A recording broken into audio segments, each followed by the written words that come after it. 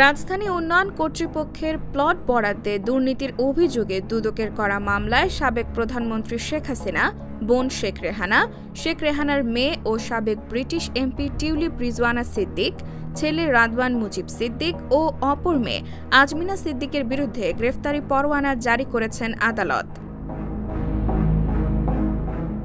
রোববার ১৩ এপ্রিল ঢাকার metropolitan senior special জজ জাকির হোসেন গালিবের আদালত দুদকের দেওয়া চার্জশিট আমলে গ্রহণ করেন। আসামিরা পলাতক থাকায় আদালত তাদের বিরুদ্ধে গ্রেফতারি পরোয়ানা জারি করেছেন। আদালতে দুদকের প্রসিকিউশন বিভাগের সহকারী পরিচালক আমিনুল ইসলাম এ তথ্য নিশ্চিত করেন। এর আগে গেল বৃহস্পতিবার সাবেক প্রধানমন্ত্রী শেখ হাসিনা, তার মেয়ে সাইমা ওয়াজেদ পুতুল সহ ১৮ জনের বিরুদ্ধে গ্রেফতারি পরোয়ানা জারি করেন আদালত।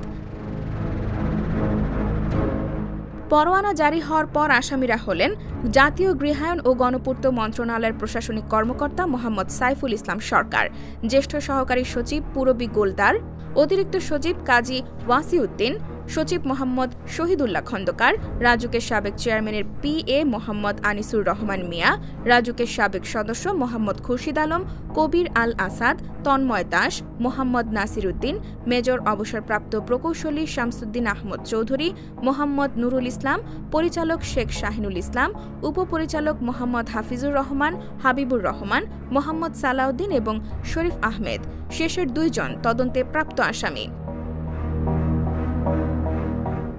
জানা গেছে, পূর্বাচলে 60 কাঠা প্লট বরাদ্দ নেওয়ার প্রমাণ পাওয়ায় ক্ষমতাচ্যুত সাবেক প্রধানমন্ত্রী শেখ হাসিনা ও তার বোন শেখ রেহানার পরিবারের সদস্য সাবেক প্রতিমন্ত্রী শরীফ আহমেদ, প্রধানমন্ত্রীর সাবেক একান্ত সচিব সালাউদ্দিন এবং জাতীয় গৃহায়ন ও গণপূর্ত মন্ত্রণালয়ের 14 কর্মকর্তার বিরুদ্ধে পৃথক 8টি অভিযোগপত্র বা চার্জশিট দাখিল করে দুর্নীতি দমন কমিশন। গত 12, 13 ও 14 জানুয়ারি তাদের বিরুদ্ধে মামলাগুলো দায়ের করা হয়। আসামিদের বিরুদ্ধে অভিযোগ, সরকারের সর্বোচ্চ পদাধিকারী ও পাবলিক সার্ভেন্ট হিসেবে বহাল থাকাকালে সাবেক প্রধানমন্ত্রী শেখ হাসিনা ও তার পরিবারের ওপর অর্পিত ক্ষমতার অপব্যবহার করে বরাদ্দ পাওয়ার যোগ্য না হওয়া সত্ত্বেও অসৎ উদ্দেশ্যে পূর্বাচল আবাসন প্রকল্পের 27 নম্বর সেক্টরের 203 নম্বর রাস্তার 6টি প্লট বরাদ্দ দেওয়া হয়েছে। এদিকে 1.5 দশক দেশ শাসনের পর ছাত্র জনতার অভ্যুত্থানে গত 5 আগস্ট প্রধানমন্ত্রী পদ ছেড়ে ভারতে আশ্রয় নেন আওয়ামী লীগ সভাপতি শেখ হাসিনা। এরপর থেকে সেখানেই রয়েছেন তিনি। IBTV USA, new York.